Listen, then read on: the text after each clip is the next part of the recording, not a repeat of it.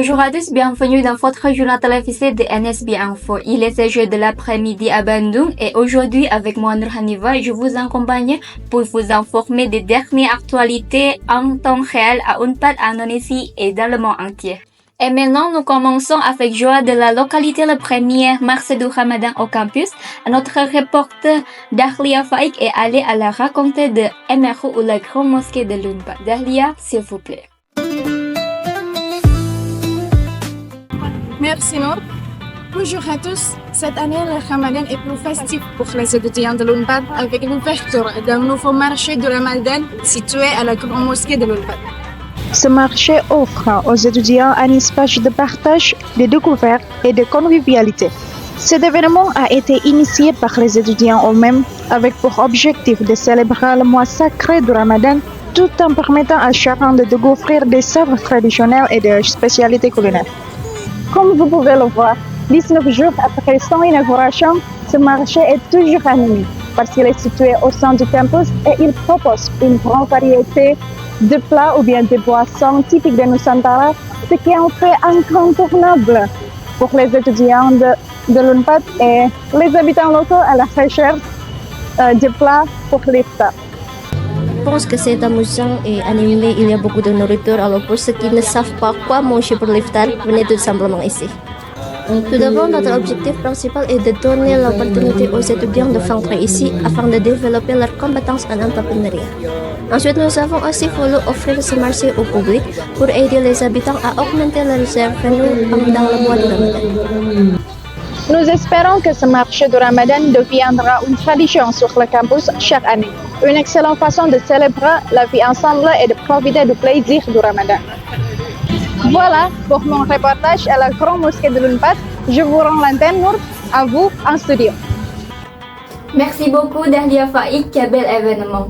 Ensuite, à notre dossier brûlant aujourd'hui, une information circule beaucoup sur les réseaux sociaux depuis le mercredi 12 février. C'est l'efficacité de budgétaire en Indonésie, notamment dans le domaine de l'éducation.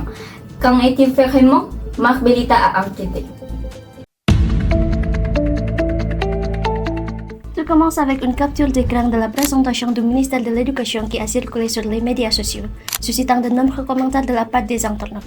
Jusqu'à présent, le message a reçu 74 000 likes. Selon l'instruction présidentielle nombre 1 de l'année 2025 sur le plan d'efficacité budgétaire annuel de l'État, le secteur de l'éducation est l'un des secteurs touchés par les coupes budgétaires, avec une réduction de 14 trillions de roupies sur le plan de réduction budgétaire de 306 trillions de roupies.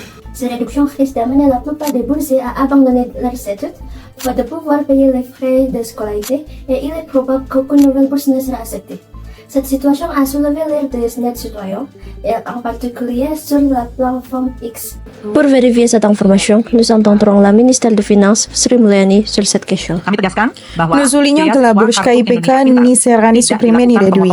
Par ailleurs, la bourse LPDP et la bourse BPI du ministère de l'Éducation et la bourse Indonesia Bangkit du ministère des Religions continueront également de bénéficier de la bourse. En réalité, les boursiers actifs du KIPK et de la BPI ne sont pas concernés par cette efficacité. En ce qui concerne les bourses actives et la situation de nouvelles bourses, aucune mention n'a été faite par le ministère des Finances. Cette information est donc partiellement vraie parce que le secteur de l'éducation a été touché par cette efficacité budgétaire avec plusieurs coupes dans le budget d'administration. Cependant, ces coupes n'ont pas concerné les bourses d'études actives, tant au niveau national qu'à l'étranger. C'est tout de moi, Marbelita, je vous rends l'antenne, Nour, à vous, à studio. Merci Marc Belita pour votre reportage. Le suivant de notre série Les Chances culturelles, nous avons donné d'accueillir une invitée spéciale, Marine Balula, étudiante en langue indonésienne à l'Université de La Rochelle en France. Elle partagera avec nous son expérience sur l'apprentissage de la langue et de la culture indonésienne. Sans plus tarder, accueillons-la. Bonjour Marine, comment allez-vous? Bonjour, je vais à la perfection, merci. D'accord, donc vous êtes étudiante Léa indonésienne à La Rochelle et je suis curieuse et peut-être que tout le monde est aussi curieux de savoir pourquoi vous prenez Léa indonésienne pour votre diplôme Marie, parce que c'est tellement unique. Alors j'ai choisi l'indonésien à l'université car la culture indonésienne est très enrichissante et diverse, ce qui a éveillé mon intérêt pour le pays. Non, c'est très intéressant. En fait, qu'est-ce qui vous intéresse le plus dans la langue et la culture indonésienne? Peut-être la nourriture, la musique ou d'autres choses? Alors je dirais que ce qui me plaît le plus, c'est l'histoire de l'Indonésie et la diversité du pays. Super. Ensuite, pendant votre étude, quels sont les défis que vous avez rencontrés dans l'apprentissage de la langue? Alors ce qui a été le plus compliqué pour moi, c'est la grammaire, notamment la différence entre les verbes se finissant par i et can.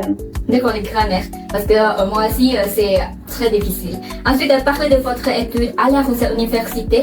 Comment y est structuré l'enseignement de l'indonésien, soit le programme ou bien la méthode pédagogique?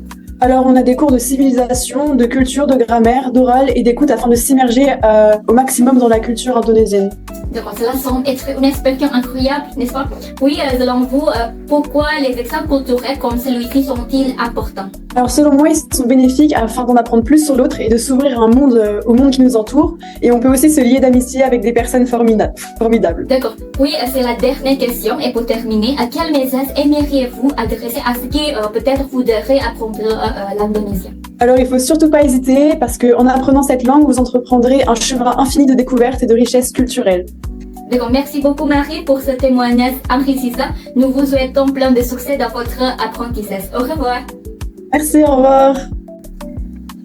Et voilà, comme nous venons de le voir, la langue indonésienne ne cesse de séduire de nouveaux apprenants à travers le monde.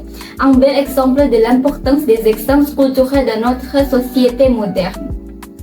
Bon, cette interview a marqué la fin des reportages cet après-midi. Merci d'être passé par le NSB Info. C'est tout pour aujourd'hui et à très bientôt. NSB Info.